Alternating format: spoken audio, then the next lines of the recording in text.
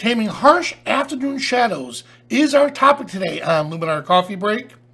Let's see what we can accomplish in 10 minutes or less, starting now.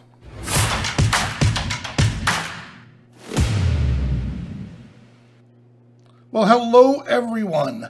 Now, our topic is going to be slightly different today, or not our topic, but our presentation is going to be slightly different today. What I want to do is I want to walk you through the photo shoot I did with Zach Day. Do you remember the video guy who I conned into being my model for the day? And I want to show you some of the pros and cons with photographing in really harsh sunlight. Now, a good friend of mine said, well, why don't you teach the people when to photograph? Well, we already know, don't photograph when the light is very harsh and horrible, like midday and so on.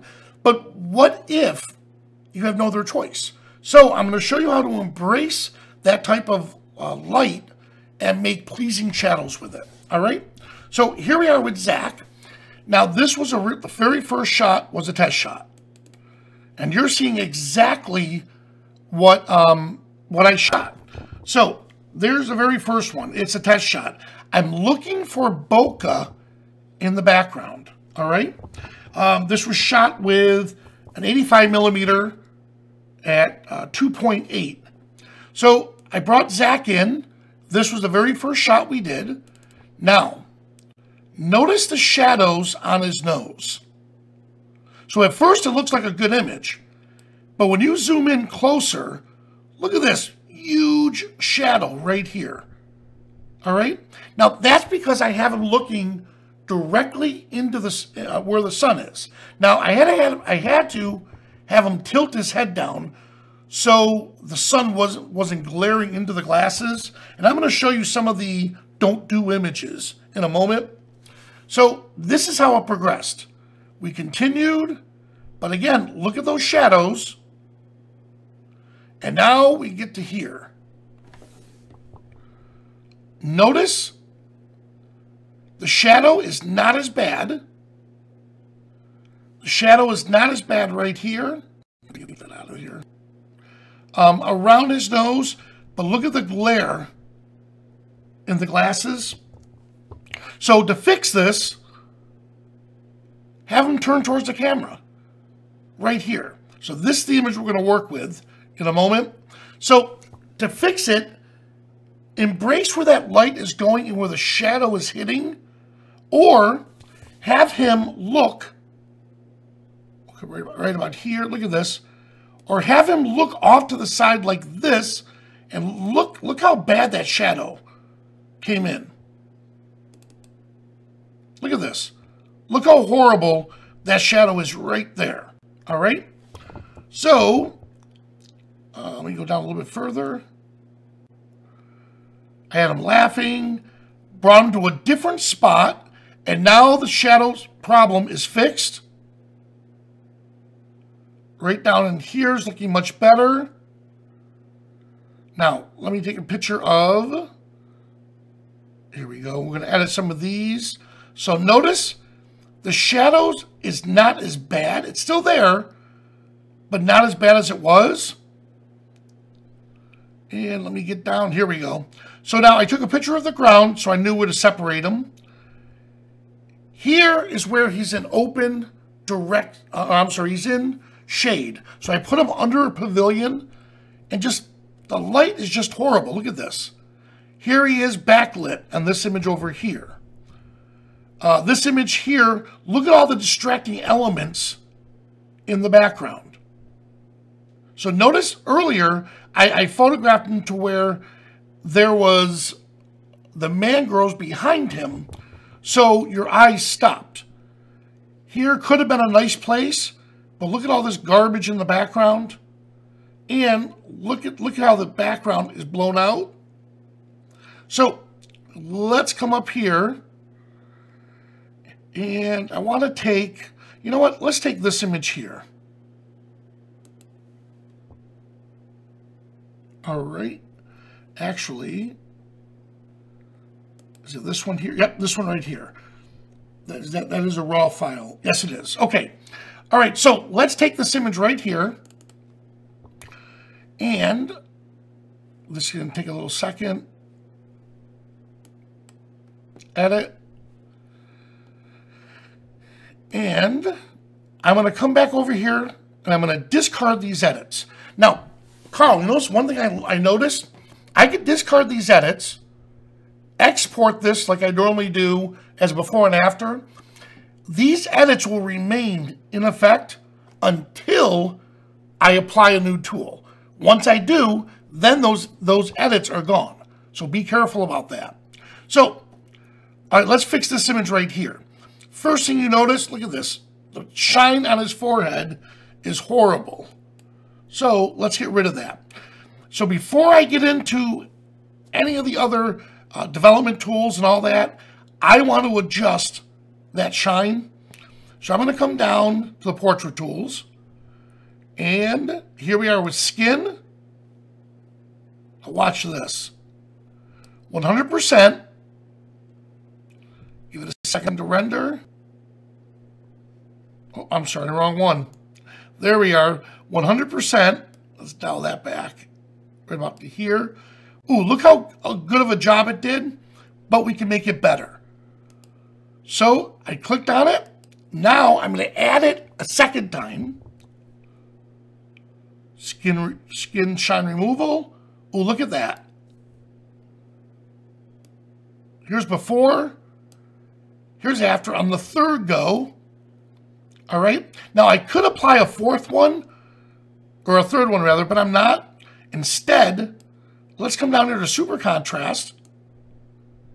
And now I just want to adjust the skin a little bit better. Right about there. All right. So let's see what we have right now. One moment. There we go. Oh, one of these is acting up. There it is. Was that one? All right, here we are. Before and after. So we did a really good quick cleanup. Now what I want to do is I'm going to come over to the edit tool and notice the development all the way on the bottom. I didn't add it. It added it by itself because that's the one tool that has to be, if it's a raw file, that has to be on the bottom. Why is that doing that? There we go. All right. So now that we have it here, what I do want to check out is my camera profile. So I want to use portrait. And look what portrait did. So it opened up the shadows just a little bit. And while I'm here, I'm going to enrich the blacks just a little bit with the tones.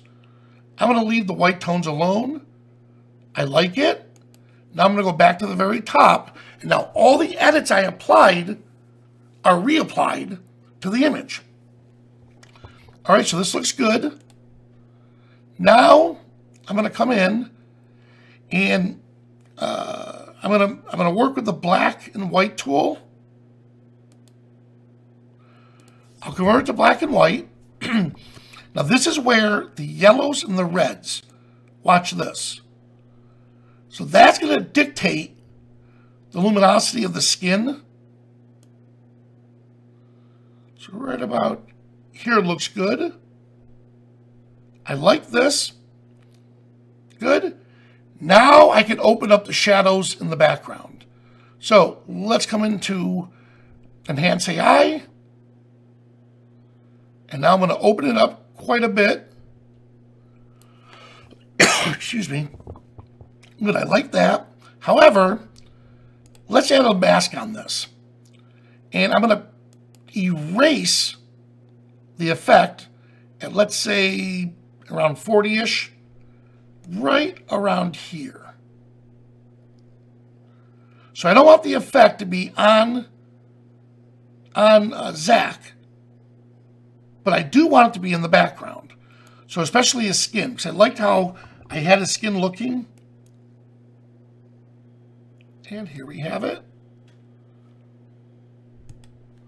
And to see the difference, I'm clicking on Edit, because I just applied the change. There's before, there's after. All right? So far, I like where it's heading. Now, I'm going to come back over to the tools, and let's come back down to super contrast again. And I want to open up the shadows. So what I'm really looking for right now is how the shadows are playing on his face. So by opening them up like this, notice that area right here is not ideal. So I'm going to use a mask, and I want to paint. I'm sorry, let's take that back. Here we go. I want to make the shadows a little softer. There we go. And I just want to paint over this area here. But I want to take that strength to 100%.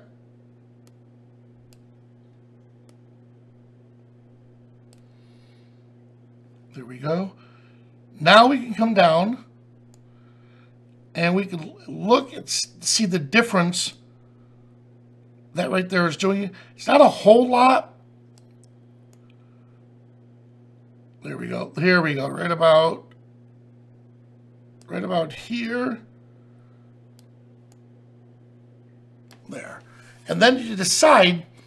Now, personally, in a case like this, once we get the clone tool back in action, I would gradually tone out or clone just a little bit of the areas right in here.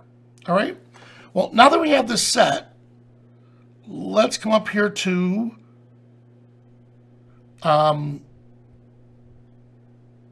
we have our color. So the creative. What I'm looking for is my grain. Here we are. So the creative tools. And I want to add a little film grain to the black and white. Right about here. Just enough to fill it in, but not too much. Right about there. Give it a second to render. All right, and as always, to finish it off, let's apply our vignette. And I'm going to dial it in, and there we have it. All right, so we took we took a photo, and we desperately, let me fix that again. Oh, it's not that tool now. All right, so anyways, so we took an image with this shadow that's killing me, and we were at least able to salvage it to make it look good enough or well enough for the image. And now, honestly, in color, we could maneuver a little bit more in color. Color may hide that little imperfection a little bit more, but this right here is about as good as we're going to get with that image. All right? Well, Carl, let me open it up for discussion. Okay, if you have a question, go ahead and raise your hand or put it in the chat, please. Benelli, I know that you don't want to use too much skin AI on a guy's skin, but would you consider erasing? Like, I see a lot of pores still on his forehead. That would be kind of, he wouldn't like that finished result. You're right. Yeah. So I didn't go through the touching up part of the skin. Do you know why I didn't go through that part yet? Because it's not part of the presentation? No, I skipped over it by accident. So, yes. Thank you for catching that, Holly.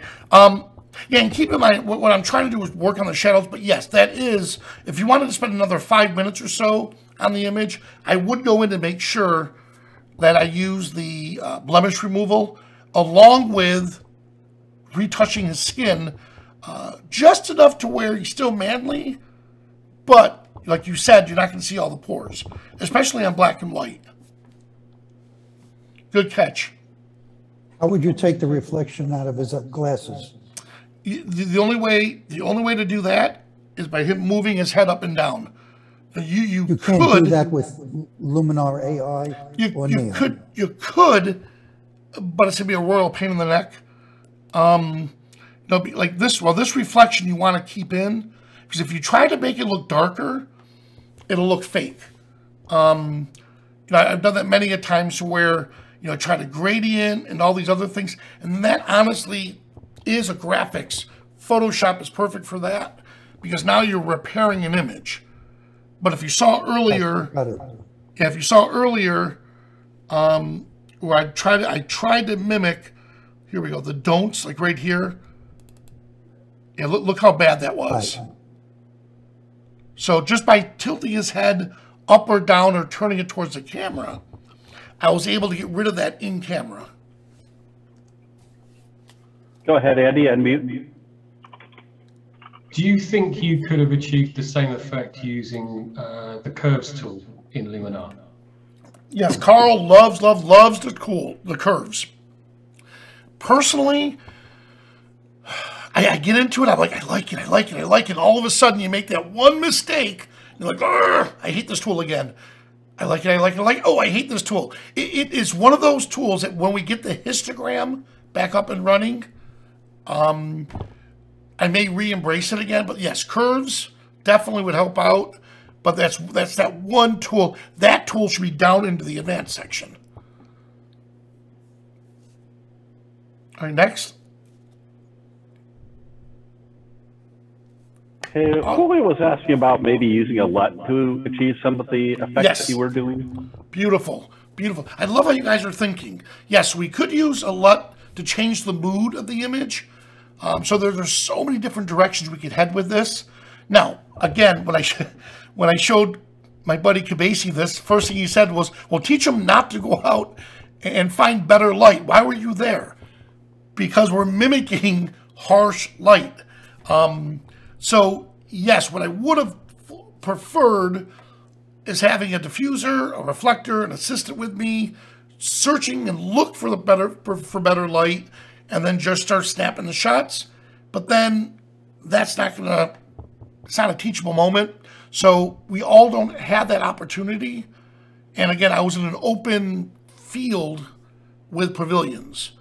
So, and finding the proper light, like you said, notice this image off here to the left. You see this image right here? Mm-hmm. Look how busy the background is. So by just photographing Zach up against where the mangroves were, we're able, let me get to the very top. Yeah, right in here, look at this. We're able to bring out the mangroves and make it look a lot more pleasing because there's something behind them. And if you notice in Hollywood, a lot of the shows, they have a T, it's called a T.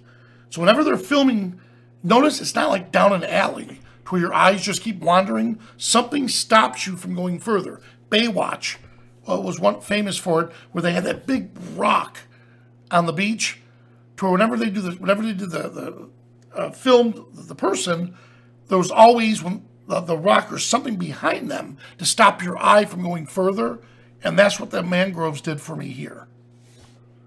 All right. So it was pointed out in the chat that you could reduce the glare in sunglasses with a circular polarizer. Yes. It's a landscape guys kind of tool because we always carry those. Yes. Yep. Yeah, and definitely. Andy, if you have another question, just go ahead and unmute and just throw them in there, please. Okay. One of the tools that I found most, I mean, bearing in mind I've been steering Neo for 24 hours at best. One of the tools that has piqued my interest actually is color harmony. Yes. Would you, I don't know, LUTs came up. Can you create your own LUTs? Because I think you could use the color harmony tool quite effectively to create, it looks to me like it would create an interesting set of LUTs if you wanted to go that way. Yeah. The only issue is Luminar, you can't export, you can't create the LUTs inside Luminar itself. So there are many tools out there that I showed where you could create your own LUTs. But what you can do is once you start to create, let's say, a LUT style look that you like, you could save that as a preset. And then once it's saved as a preset, then you can apply it. And by the way, notice this, right click, adjustments. Ooh, Carl, do you see what we have right here? Copy and paste now, and synchronizing adjustments. Can you make that larger, V? Yep, let me, We can't see it because it's too small. all right, let's pull it, oh, wrong one, here we go. Ready? Right click. Adjustments. Adjustments. There we are. So the copy and the paste and synchronizing the adjustments are back. Now, you're running 1.0.2? Yes. Okay, so So I just obviously, got everybody, this we don't early- have 1.02 quite Yeah. yet. Hasn't been You'll be released getting yet. it soon. Development So- team is working on it as best Yes. they can under the situation. And I'm really impressed that they got me this ahead of time. So I will let you guys know as soon as it's released. You guys will be one of the first to know. All right? Well, guys, thanks so much for joining us. Now stick around for the Ask Me Anything segment. All right? And I'll see you at the next coffee break.